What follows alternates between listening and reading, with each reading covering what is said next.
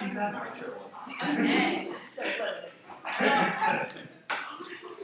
So our presentation was on the cinema and aspects of Heart of Darkness and Apocalypse Now. And Joseph Conrad's novella, Heart of Darkness, was turned into Apocalypse Now by Frank Coppola. And Apocalypse Now, as many of you saw, not very similar to the novella at all.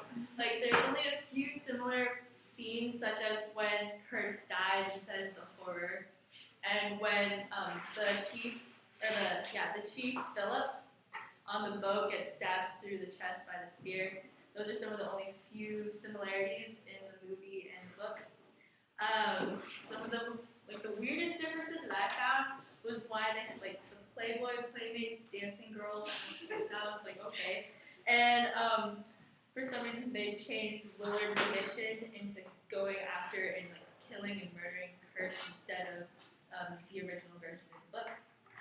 And Apocalypse Now is often referred to as the American military invading Vietnam during the Vietnam War, and it portrays the atrocities and the horrible things that happened during the war, and the brutality of the military is especially emphasized in a lot of the scenes, and the innocence of the Vietnamese villagers in the Viet Cong held villages that are being attacked.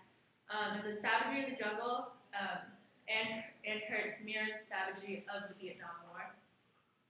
And there's European colonialism is replaced with the American interventionism.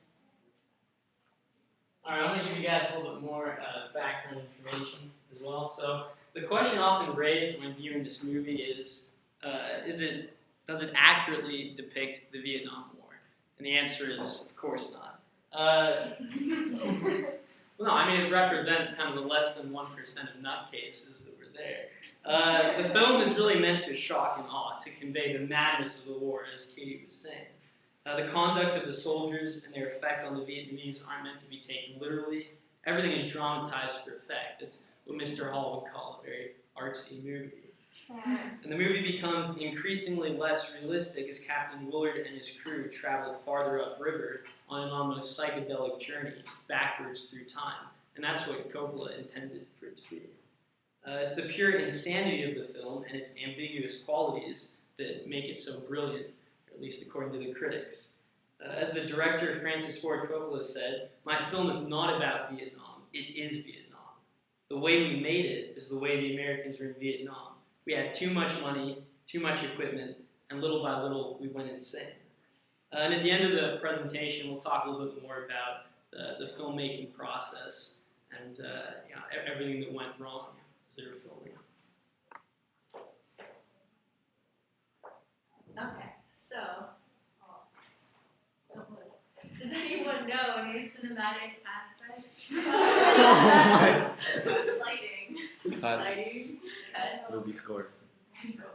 Okay. So all of these and more are part of cinema. We will go more in depth and we'll show some clips, and you guys kind of keep these in mind when you watch some of the movie clips, and we'll discuss how they enhance the movie experience and like the message behind the story. Okay. So lighting. In the movie, you saw most of the lighting is dark, muted, there's a lot of shadows. We don't actually really see Kurtz's full face until the very end as like a profile.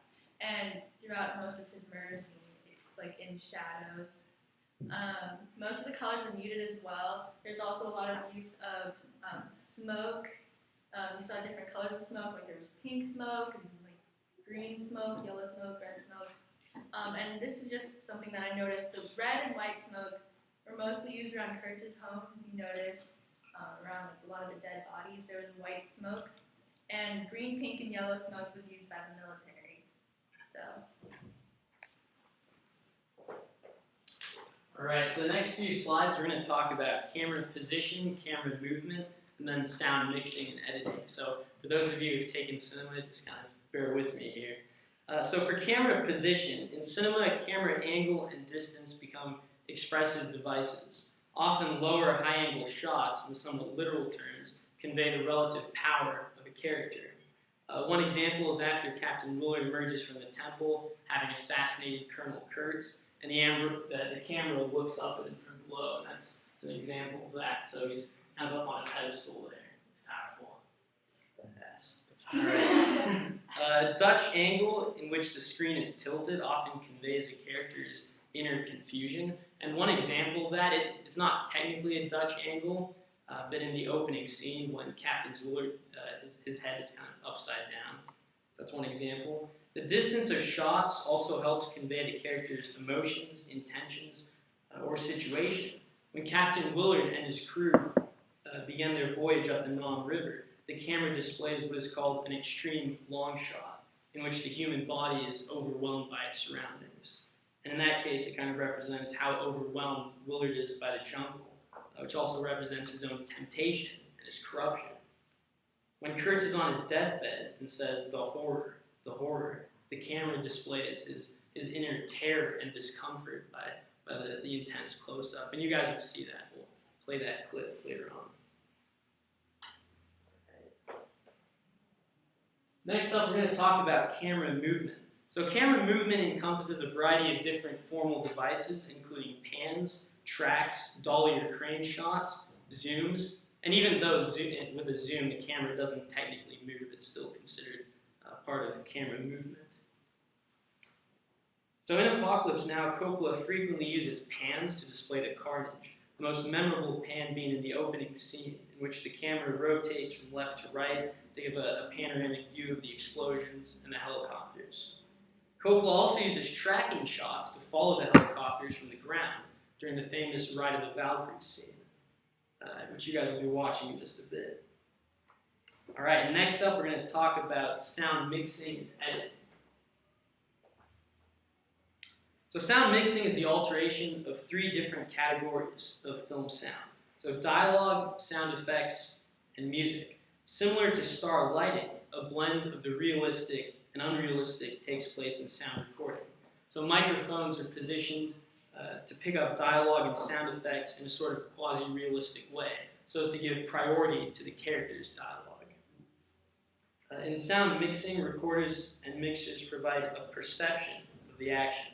So sound effects are often used to establish the atmosphere, then are partially tuned out, so that the characters' voices or other sounds might be more audible. One example of this is the opening scene, in which the helicopter introduces the scene from silence, then the noise of the propellers slowly quiets down as the music turns on. In sound editing, sound can also continue over cuts. Sound effects and music extend from one shot to the next. An example of sound editing is found at the end of the opening scene, as the screen cuts from Captain Willard's point of view, gazing up at the ceiling, and the sound of the helicopters matches the sound of the fan at the ceiling. And that's called an audio match. All right, and now that you guys kind of know the basics, we're going to show you the opening scene. And pay close attention to the sound editing, camera movement, camera position. Afterward, we're going to do a group exercise.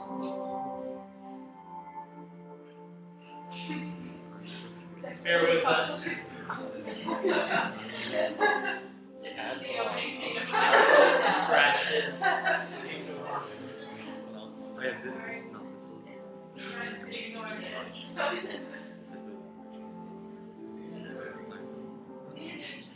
Just getting you warmed up. Yeah. And keep in mind what Ben was saying. There's a lot of those.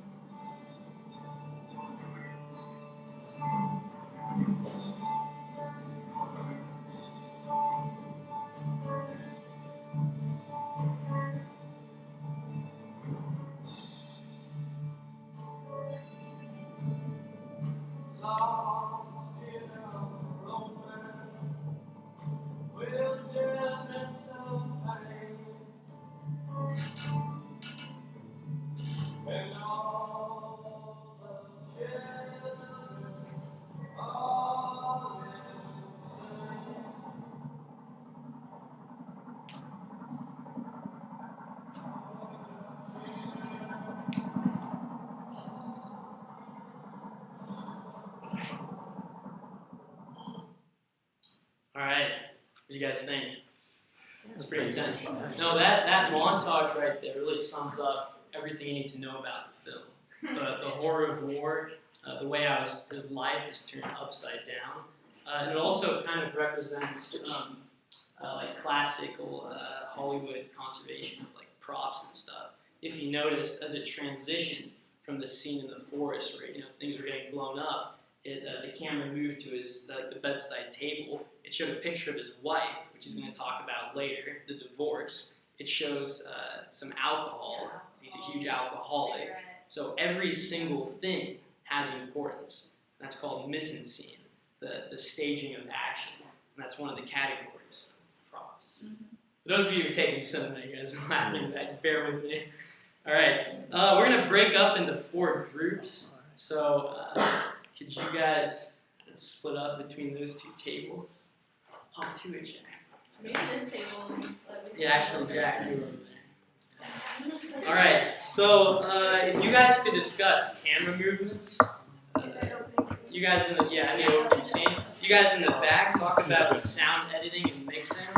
You guys discuss the lighting. Okay, and then in the back there, you guys could talk about facial expressions. I think the fire. Stuff I mentioned.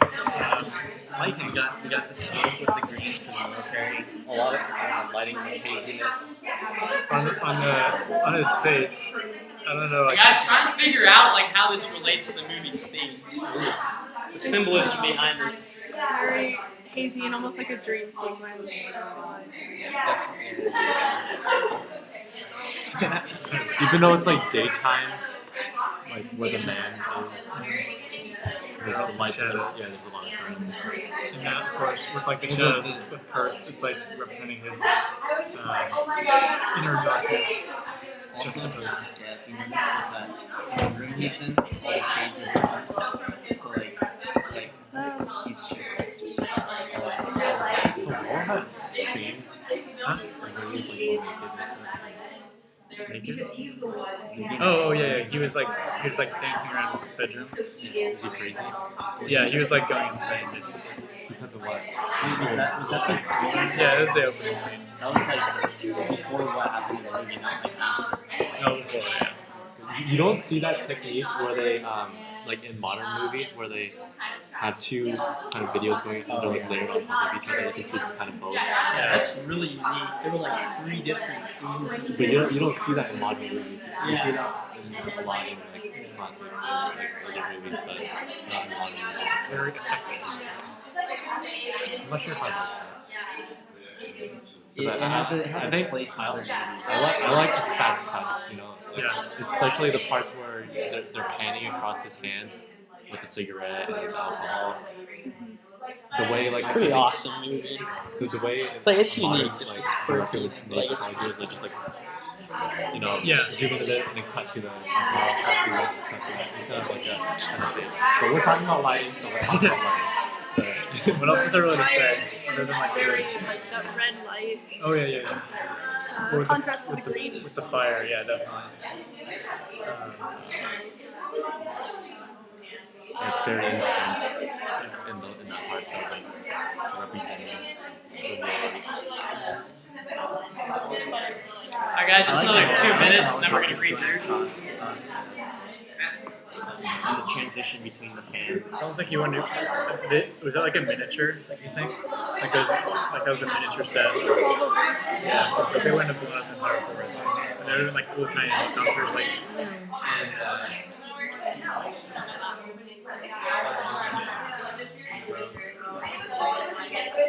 that's how like crashes at airplanes, like train derailments. Actually, the helicopter scene where they're all like fighting over I'm this. thinking about that. Yeah, that's a weird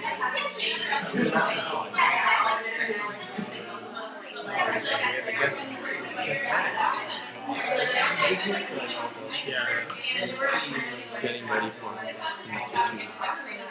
Scouting out, thing. scouting out. Send two.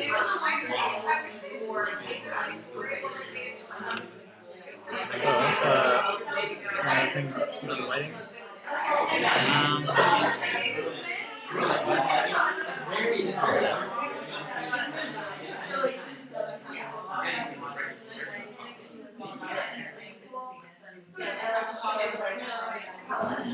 Alright. Okay. Alright guys. I think we need to While watch I'm it gonna again. read through, each group will just have like a minute or two to kind of talk about what we discussed, and then we're gonna move on to another. So, you guys, talk about camera movements, right? So, obviously there's a lot of hand moving and a lot of in the opening and a lot of tracking shots of the helicopters. I also noticed that at the very beginning, it doesn't pan and doesn't track the helicopter. When the first one flies by, it just stays still. The Yeah, what it helicopter does- goes by. What it does do is zoom. Technically, it's a lens movement. It's still part of the camera. It's like a matched shot, kind of like Citizen Kane, where there's the image of the palm trees, and then there's green smoke, and then when it clears, you're closer, and then green smoke, and then closer, which I thought was pretty cool, actually. Which I guess. I don't know, I guess it's supposed to increase the audience's sense of confusion. Like, wait a minute, we just got closer to the trees. That's how I saw them. I'm Yeah, not sure that's if that was definitely the part of purpose it, of it, but It was just like I didn't notice that. And then also like when sorry, no, I mean it was just like that when they have the overlay, often they have either the trees panning and the dude still, or vice versa. Jack? Yeah, I feel like the fact that it wasn't moving at the beginning is kind of to build some suspense before it starts moving, and that everything sets in motion. The whole force is ablaze, and you see the van and all the everything on fire. Definitely. Yeah, it definitely kind of builds because it starts off very slow and you just kind of hear a little background music and stuff, and you're just staring at this like screen, and then just things keep getting overlaid, like music, and then a whole bunch of different images, which is really interesting. yeah, Awesome. the fact that it was half faded in and half faded out. Was somebody going to talk about this? Because if not, I don't want to say. I mean, yeah, you can keep talking. It's fun. I was just saying how the overlay of the images on top of his face made it sort of conveyed the effect that he was maybe thinking about it. I don't know if he was. Yeah, it's Maybe, flashback with like PTSD. But yeah, you can't show what somebody's thinking in a movie, but you can sort of suggest it by using that sort of thing. Right. Cool. Alright, guys. Okay. So we were discussing how, like in the beginning, you're just hearing the helicopter, and then the music comes in, and it would be really easy to come in with like a very, very loud song to kind of freak you out with that explosion. But instead, they put a song that like talked about more of the feelings that he's feeling and how other people are feeling about the war, and it kind of shows how he's like kind of fading in and out of consciousness and out of like what he's thinking about, because it's like the helicopter noises bring him back to that, and then the song reflects what he's feeling currently, what he feels about that whole situation. We noticed that there was the scene with the trees on the helicopter. You could hear the helicopter, but you couldn't hear any explosion or anything. So it's kind of more the parts of it he remembers, and he's kind of indifferent to the explosions. We talked about how it's, my favorite thing about it's really symbolic, how like the sort of unrealistic match of like the sort of peaceful but somber music, and then like that with the violence of what you're looking at, and that's sort of disconcerting when the things don't match up. It kind of like that's carried out throughout the rest of the movie, but that sort of, I mean, I'm sure it was intentional with the like dreamlike quality, the consciousness, and everything sort of being like unsure and uncertain, a little bit like uncomfortable. And like in the music, the lyrics would start off saying like, "This is the end," so it's kind of like apocalypse now. I just have a question. I'm pretty sure, I could be wrong, but I think that folk music was developed around the time of the Vietnam War. Do you know if that artist was particularly singing about that directly? That's a good You question. know who that artist is? I'm gonna have to get back to you.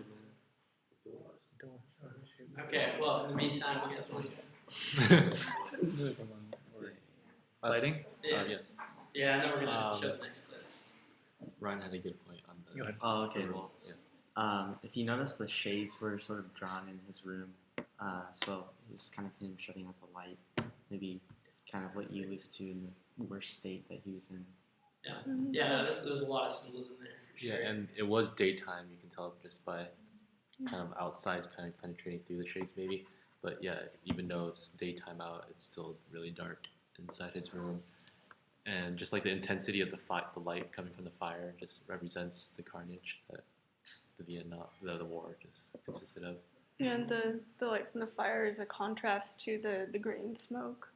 Things like that. And just in this scene, like you can't really see the other half of his face, but like when it actually showed in the film, it was kind of like Kurt's half in shadow, half in light. Kind of same thing. His room's in darkness, but the outside's light. So the shadows kind of add to that sense of confusion, I guess. Yeah, definitely. Okay, so last group over there. You guys were doing facial expression. Yeah, he doesn't have much facial expression. We just thought that went along with the fact that this is what he's remembering. That might be where the camera sort of like stays in. It doesn't stay in one place, but it has a really limited view. It's like a person looking at that. You can kind of tell from the look in his eyes that he's freaking out a little bit, because when the fan's going and you hear the helicopter, he just looks disoriented, and it seems like he's thinking about all the horrors instead of just lying there drunk. So Yeah, you definitely get the feeling because you see his like whiskey glass, and you see he's like a cigarette, and then he's got his gun right next to him on the bed. So it's like something's up with this guy. Okay, so we're gonna move on to Ride of the Valkyries.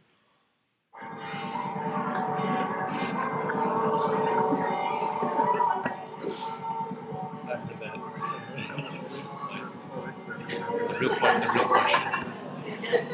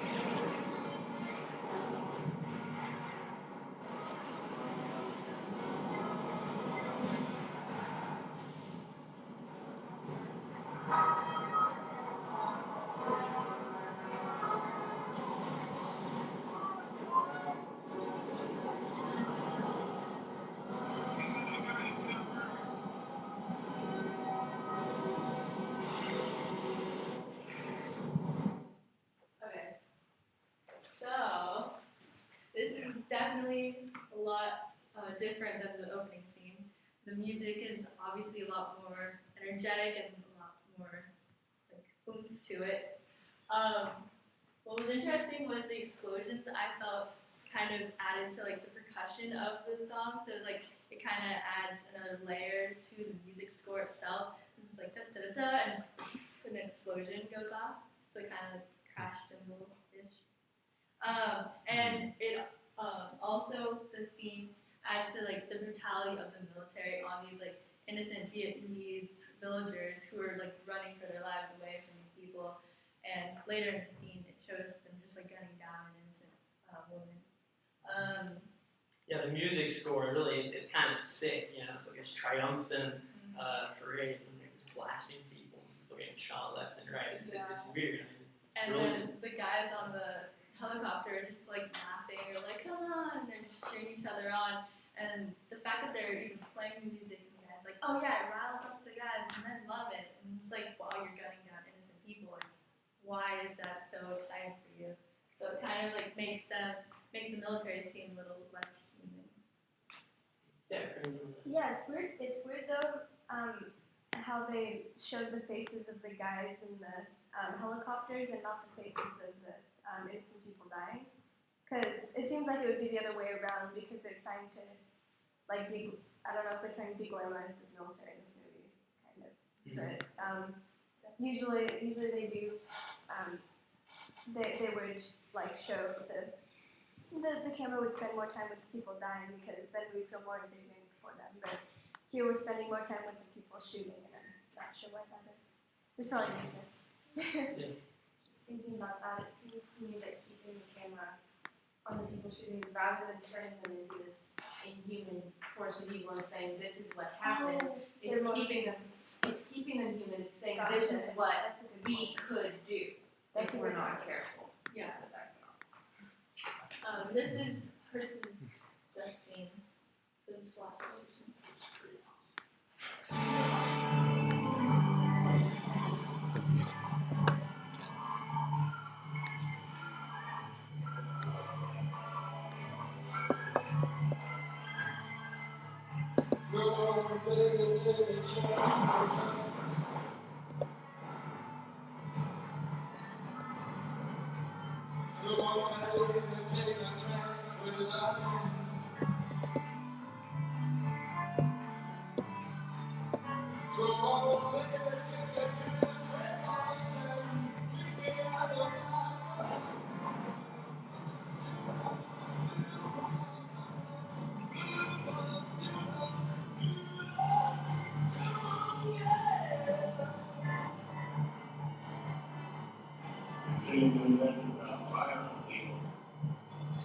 But their commanders on the line were like, fuck. And they're arrogant because it's obscene.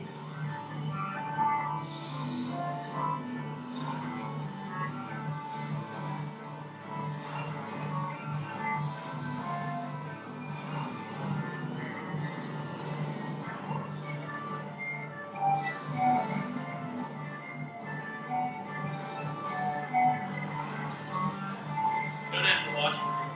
It's interesting.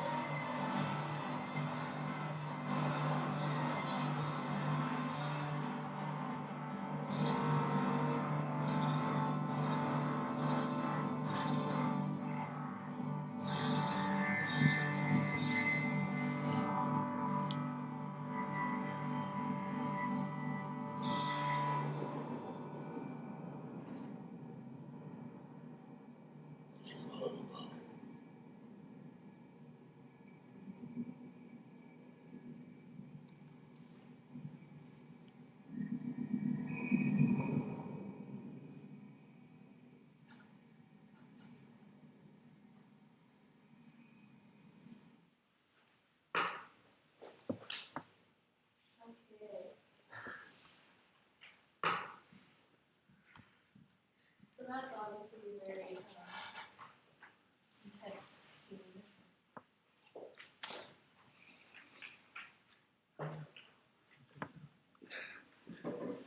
So first off, did anyone notice any of the? Oh, yeah. Did anyone notice any cinematic aspects used in that final scene? Amelia? I thought the darkness was interesting because it can, like, they pull it off and make it look fairly gruesome without actually showing anything. Well, like you said in the other scene too, they sort of emphasize each time he like hacks it hurts. There's like the progression of like hit the drum or symbol or whatever it was, and then also the like parallel between sacrificing of the cow. Even though cows aren't really dangerous creatures, it's kind of like killing the beast and like killing the beast and like the similar like hacking motion. I liked how after he does it and he walks out up onto the stage, like half of his face is in shadow, like Kurtz's was when we see it first. I thought it was interesting.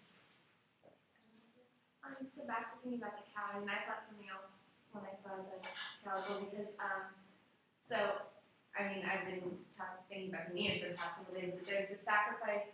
I mean, for example, going down to the underworld, among the sacrifices is a barren black heifer for Persephone, and there's always the sacrifice at someone's death of the cows of the bulls for them. So it's like unknowingly, it's the sacrifice for Kurtz's journey to the afterlife. I don't know. I thought that maybe no one else thought I that. thought because when they're on the river, they're kind of on the river Styx going towards hell, and like Kurtz's kind of like castle is strewn with dead bodies, and it's kind of like Kurtz's the castle of hell. It's like he's like the devil. Kendra? I thought it was like definitely very artsy, but also beautiful how they used the flashes of lightning to illuminate him as he was hiding kind of behind that This tree. contrast, high contrast of light and dark and shadow. I thought my favorite part of the scene is just the music, just like building to a frenzy. It brings you back, of course, to the opening scene, but it also it's increasing in tempo. It's actually what it's doing. So it's like you just feel like Yeah, getting carried away. Yeah, the building thing, and like a couple of seconds before that scene, it showed Captain Woolard rising out from the mist, and yeah, the music was really slow, so that's definitely the building. Yeah, I noticed just the converse of that, where after he had killed Kurt successfully, and the music just kind of died down, and it was kind of like a sigh at the end because he'd been sort of dreading this task and leading up to it, and the climax and how the music helped resolve that. And see in the light. I think the sound mixing was super effective. Like there was a part in the song where it was like drums and somebody was saying something, but then that also mixed with the sounds that the crowd was making as they were like slaughtering the cow. So it made the whole scene a lot more dramatic. The combination of the violence and the celebration sort of reminded me of this one scene from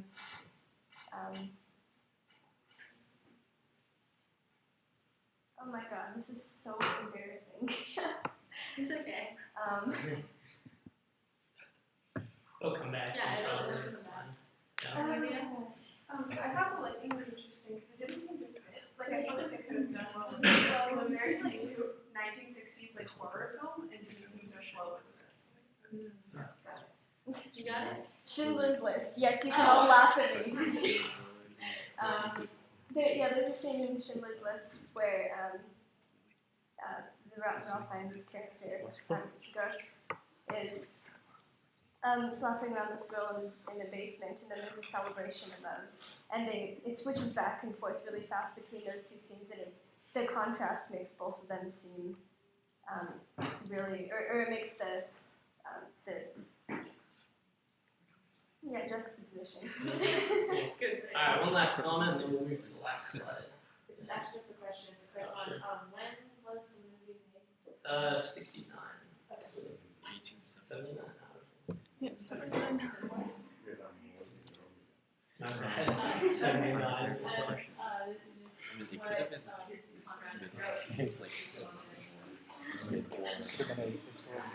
is it too soon? Okay, so this last scene was about the madness of Apocalypse Now. Throughout the entire movie, insanity is like the base metaphor.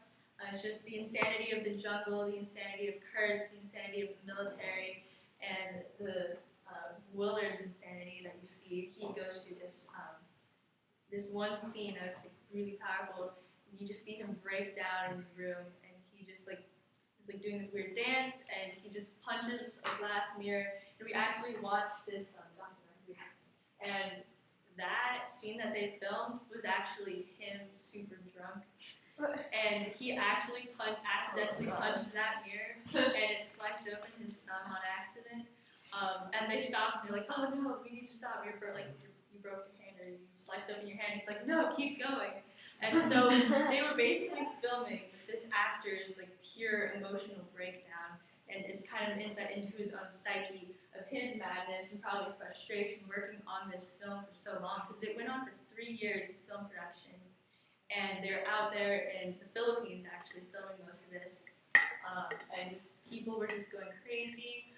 The director Coppola was actually investing his own money into this production because he didn't think it would go like 3 years long. And the actors were just losing their minds in the jungle because they were like, in the Philippines you can get away with a lot of different things. And so some of these actors were taking illegal drugs and getting very drunk, like alcohol. One of the actors, Lance, the surfer guy, in the scene at the bridge where the bridge collapses and he was supposedly on LSD, he actually was on speed. Not LSD, but he was on speed. Apparently he took LSD other times during filming. And so it just shows that this movie Apocalypse Now just consumed the lives of everyone that was part of the movie. The director, the actors. Martin Sheen actually had like a almost fatal heart attack. At 36. On location. They had other problems such as these extremely expensive sets that they built out of adobe brick. They were destroyed in like a hurricane that happened when they were filming, and they had all those helicopters that they were using were actually the Philippine helicopters that they were borrowing, and they had difficulties with actually using those because the Philippines, they were going through some kind of skirmish at the time. Yeah, there's a rebellion in the southern part. The Philippines knew what was going on, so that the helicopters were called away every once in a while they were filming. So the entire thing was just a total nightmare. If you guys are interested in learning more about it, I recommend the documentary that we watched on it. It's called Heart of Darkness, A Filmmaker's Apocalypse. Really interesting. It goes through the entire filming. All right, well, that's it. Thank you.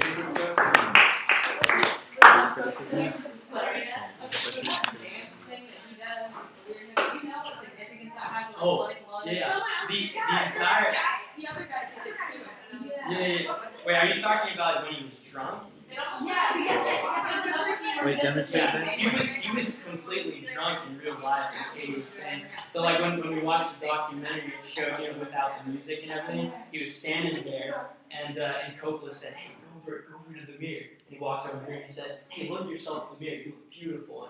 And he went like this, and then he started to kind of go crazy, and he was going around. He was so drunk. He didn't realize the mirror was that close, so he went like this, and nicked his thumb, and he walked over, and just started Like they rolling did the around. dance at another point in the film, so he's wondering like they got him drunk again. It might have been like a sort of stage what they wanted them to do exactly, but he was in a different state of mind. He just kind of did a little thing and they just filmed it. Any other questions? Comments? Criticism. All right, thank you guys. Well done.